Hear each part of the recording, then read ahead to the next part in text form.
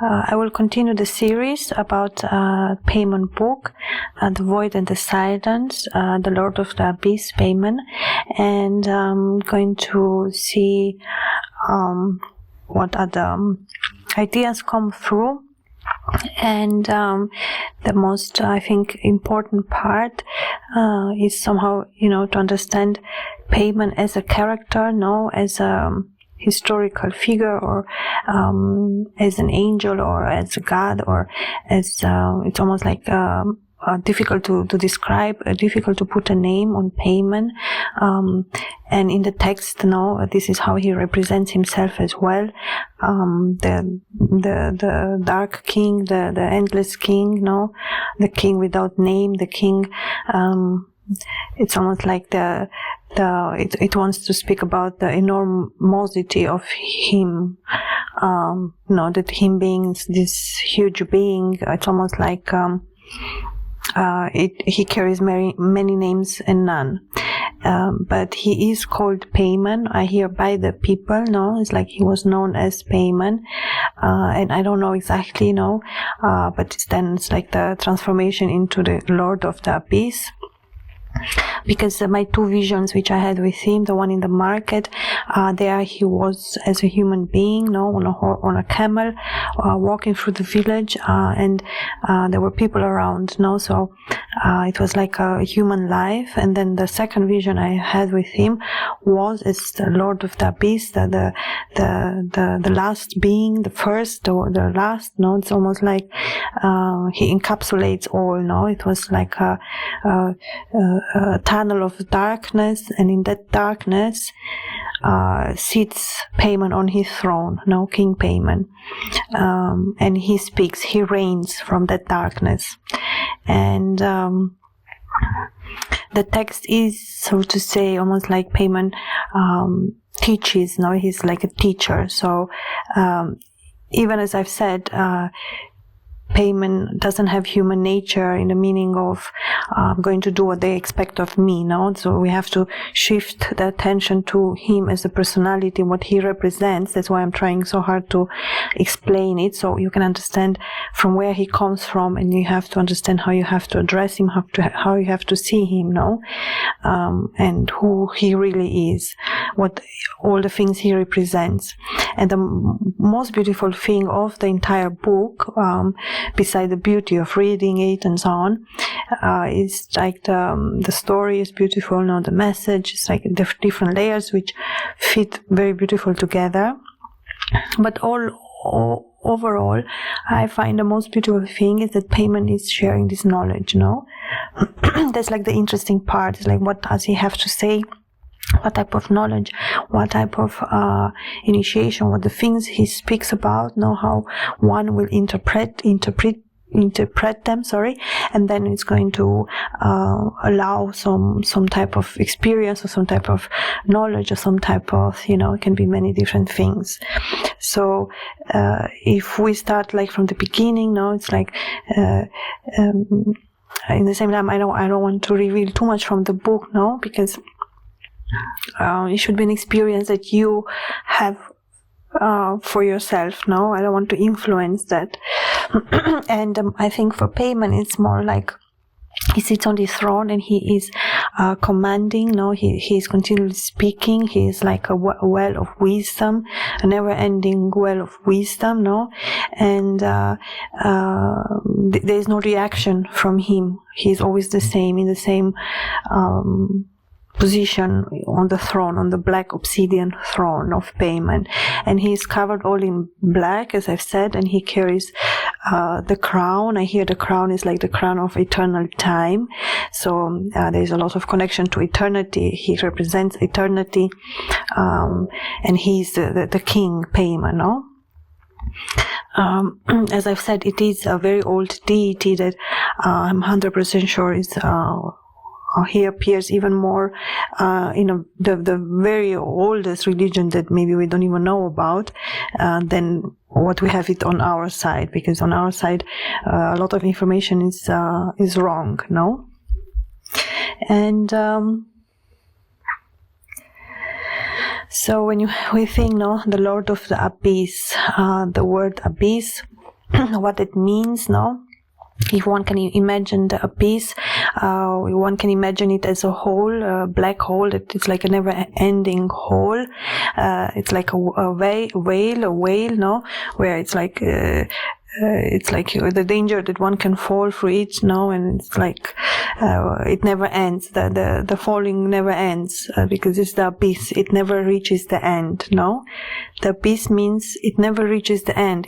The abyss actually means eternal. So we can translate then the Lord of the Abyss as the Lord of Eternity. That's what Paimon represents. And Paimon, as I've said, this very ceremonial, you can imagine him sitting on this throne with his black robe. It's almost like the entire setting is black, and he is talking in very strong, harsh voice. His voice is very deep, no? And then he speaks, he gives this knowledge, and that's like the most beautiful thing, because it's not only that he's talking, you hear something, it's so beautiful, it's so touching, it touches your heart, even if you maybe don't understand it really pulls you in, it really makes you listen, it really makes you stop, like the time stops. That's the feeling, no? So maybe it's like him having this ability of time, of eternity, because eternity is time, no? It means that he masters time. He's the master of time as well. So, as I've said, no, when you say abyss, no, it's like we think it's the end, because it's like, but actually the abyss means the never end. It never ends. That's what it means, no? It means eternity.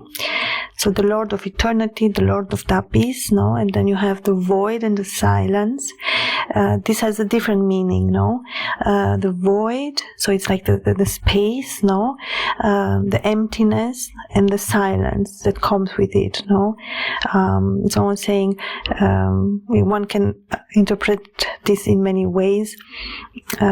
For the Paimon book, the void and the silence, no, it represents the abyss, the no space and the no noise, no, it's like a complete deaf world. It's a complete deaf world, and that's the only one who speaks is Paimon. There's nobody else there, no. And it's almost like Paimon has to fulfill this role of being by himself, of being by alone on this, in his palace on the throne, or this black obsidian throne, because he represents eternity, and eternity cannot end, so he cannot stop. So he's composing forever. He's a well of, it's almost like the book I got, it was a part of, like one can continuously write and write and write and write and speak, no? There's endless story, there's endless knowledge, there's endless everything, no? So, yeah. And the first vision, the human Paimon, no, seeing him living in like Arabia, or I don't know exactly what place it was, but it definitely was Oriental. And he looked like a king, like a man with a dark, quite long beard, no, dark eyes, like a Arabian man, no, will look, beautiful hair, not very tall, but tall, no, and very, very good build, like a very beautiful man. Very simple dress, like a white shirt, no. Of course, there were a lot of accessories around, and the camel was very beautiful. How they arrange the camels, how they make the ornaments, and there were this, music and so on. But he was riding on this very big camel. It was a very beautiful big camel, and he was sitting very royal, very straight, very serious, very strenuous, like I say, like very face front, without expression.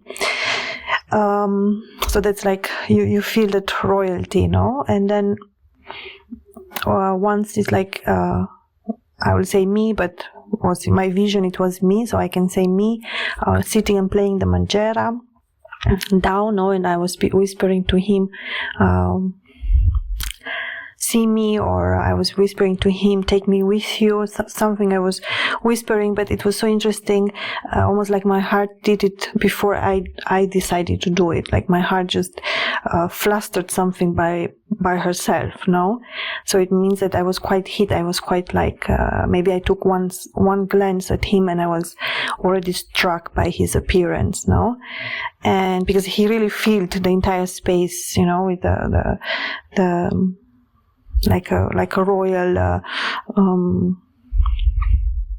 it was calm, but you felt that there was something royal, no? Somebody important was passing.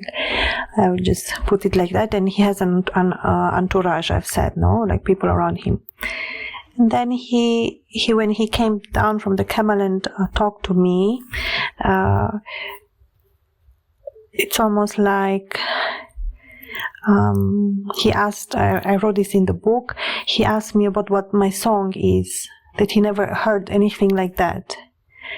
And I said, you cannot, because I just composed it, I just made it. And I was like a very young girl, no, like maybe, it's almost like, and he was struck, like, how could I know so much knowledge in so young body, no? And, but that's what I wanted to say. He was very sweet. He was very approaching. It's almost like people could approach him, no?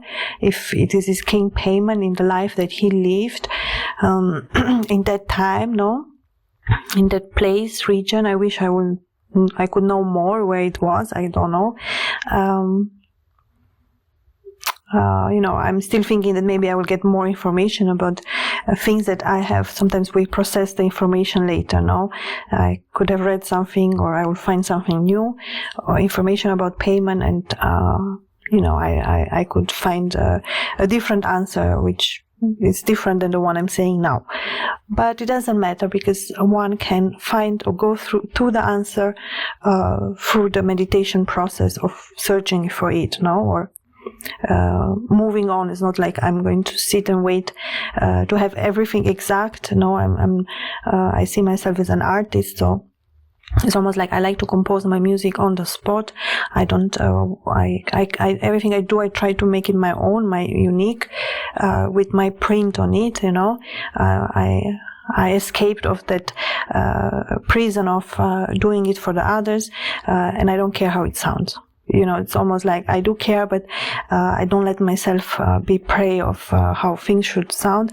I like to make unique things that are new for me too as well, like a child, So when Paimon asked me about my Manjera, actually, I vision myself in a place where I know that this instrument was playing now, so I make it very cozy for me, and it helps me on my creative process now, where I see myself, how I want to play, what it means for me, that song, or when I play, what I'm thinking about. No, it's like it is transported in the song itself now for me. And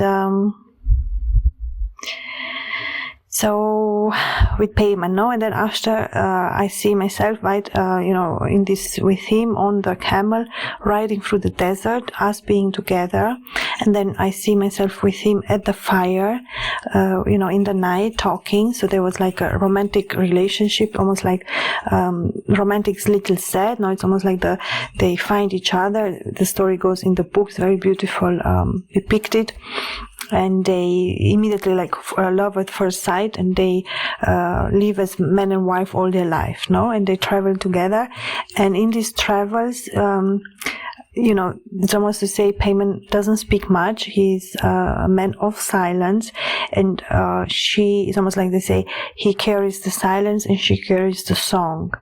And she knows how to ask him certain things in a certain way, and he gives the most beautiful answers. And he is this absolutely amazing being that no one was like him on the entire planet. No, he will say things and see things and know things, and just his entire being was so unique. And this text you have in the book as well, know what he says and so on, and what are the questions that she's asking him. She's asking him, Paimon, where are we going? What are we going to see? What is going to expect of us? No? and then he gives this most beautiful answer. And in some parts of the book, there is text which repeats itself.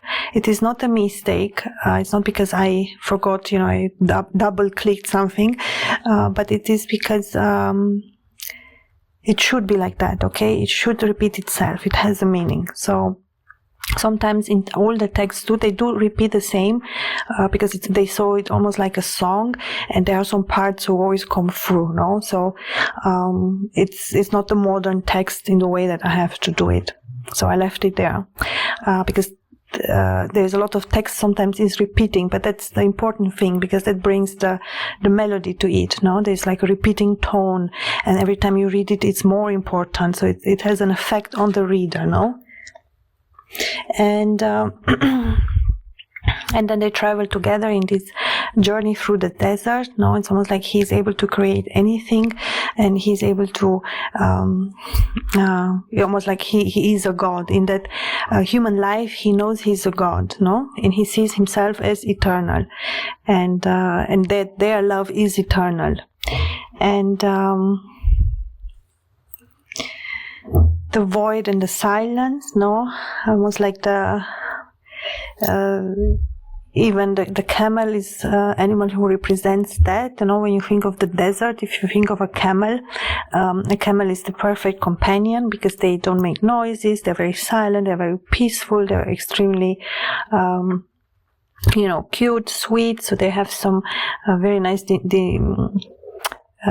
demeanor to them. No, they're very sweet, and there is a lot of silence between them, Paimon and his wife. When they travel through the desert, there's not always the necessity to speak. Their relationship is very unique. They have the ability to understand each other. It's almost like that's not what they're doing. They just love be together, no? But there is a mutual, almost like telepathic, or I don't know how to call it, a connection between them that it's above the normal connection, no? And I don't know why. I think the market too, the place where they meet, it has a meaning, Another meaning is her sitting very low, very down, and he very high on this camel, no? So there's, and then, when they go into the desert, they are equal, but there's always a moment where he is up and she is down. I was talking about, I saw him on the camel, and I was walking near the camel. It was very slow, no? So you can walk near a camel, you don't have to ride always. And I was like, I don't know why, but I said, no problem. I found it sweet, no? Almost like me feeling this character, having this vision with Paimon. I felt how happy this woman was, no, being me, and that I was like,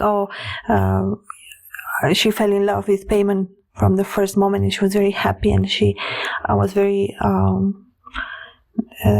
happy that they met. Both of them were very happy that they met, no, and the talks which they had at the fire in the night, between the day, you travel during the day, and then in the night you have to rest, and of course they will make a fire, and those were like the most beautiful moments between them. There's a certain moment of intimacy between them, the quietness of that. There's a lot of quietness. That's what I would like to say. When you imagine the black, sky in the desert and the hot sand, and no one is there, and you're silent with the nature. It's an amazing feeling. It's very, very beautiful, and especially if you are with somebody you love. It's a very romantic setting, and it's very silent. It's absolute silence. Maybe you can hear actually, it's so silent that you can hear a little animal or a little snake moving somewhere, So there's almost like Paimon is always connected to silence. It's almost like the only thing he accepts is silence or music, no? They say that music always accompanies him. The music is an important aspect of him. And him meeting this woman who is like his bride, no? She is the personification of exactly what he needed, the perfect partner, the soulmate, or the twin flame, or the one destined, or the one, maybe he didn't even knew he was looking and found. But there's immediate recognition on both sides, no? This immediate love, and it's almost like it's eternal. That's deep. That's how deep their love was. No, it's depicted in the book in a very long and beautiful way that you're going to enjoy very much. There is a lot of love declaration between them both, the way they love, the way they see the world, the way they were with each other, no? So the relationship, it started very fast, and then immediately it's almost like two best friends, but at the same time there's like a deep soul recognition, there's a mission, there's a reason why, both them come together. And then I see them traveling, and then they have the horizon, no? There's a sense of eternity as well, because in the desert you only see the sand, and that means that it looks like eternal, no? Like it melts down with the horizon, and you only see the sand, and there's like a mirage, no? There's the landscape is very different. It's very silent. It's very sand, and you don't see the horizon. No, it's all melted in once. No, you don't know where's the end. You cannot see it. It symbolizes eternity. No. And the music aspect of Paimon is very interesting as well. Of course, the music is magic. In the past, they used magic music in every magic ceremonial that ever existed. So music and magic are connected from the beginning of civilization, always has been. So only if there's a ceremonial where it's very solemn, it has to be very, of course there's no music in that way, but for spiritual purposes, no, they always played music or instruments, and they will dance, or they will do something, no, to create that environment. And I think Paimon has the ability to create any type of life, or be born in any type of moment in history, and he can live that life, almost like he is able to create even new worlds. He has the ability, being a god, being eternal, his ability to create time and space, it's almost like a God quality, to create a time, or to create space, or to create a new world, or to grow yourself, in a certain time and live a life, and which somehow I think Paimon chose to live, and there is another representation where he's represented on the camel as a child, almost like the camel and Paimon are one. They are extremely connected. The camel is almost half of Paimon, and the Paimon is half of the camel. It's like they always are not separated. And I think there's a lot of meaning to that as well. At the moment, I don't know what meaning, but definitely, I believe so. It has a meaning. Why? And there's a lot of music, a lot of instruments around him. So you have the cymbals, you have loud instruments, you have quite loud things, to attract attention, to celebrate him. It's almost like to say we know he's a god. It is a certain ceremonial that it has to be taken at all time around him.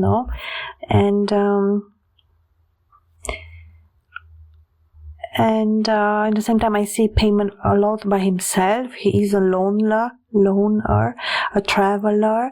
It's almost like for him no problem to spend eternity by himself. He's that strong, or he's that wise and powerful. But I see he's a very sweet being, and as I said, I see him very in love, with this bride, very happy, with like a very good soul, very good heart. He has a very sweet smile, he likes happiness, so he's a very positive character. And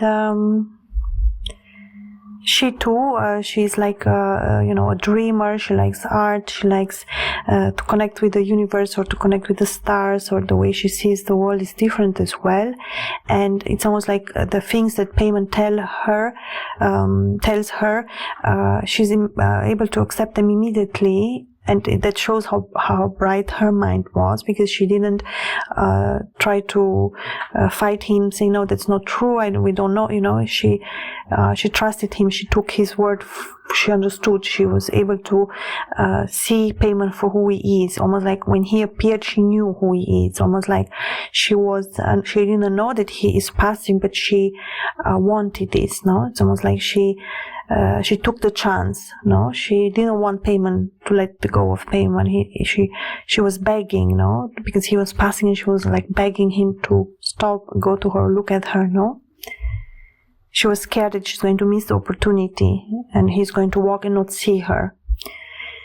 But then immediately when they are together, he speaks with her and asks her to go on his journey together with her. She says yes immediately, and she's very happy. So it's almost like a wedding proposition on the spot, And then they travel together through the desert. It's almost like she is going to be his companion, for forever. And then they are going to have this journey. In the book, there is very beautiful poems and lyrics. The shape of the form of the book itself remains the same from beginning to end, and then you have the love parts. There's the story moves through. You're going to definitely not miss it. You're going to see it, but it starts later. More like middle end of the book. And then that goes for a time, So there's this beautiful dialogue between them. So that's pretty much about it. I'm going to let it here. I'm going to talk in other videos about Paimon. I really like to talk about this book, and I hope you enjoyed listening. And I'm going to hear you or see you, or you're going to hear me soon in my next series in the book, Paimon book, that I'm doing, and you're going to be able to continue this discussion. Thank you so much for listening. Have a great time. Bye.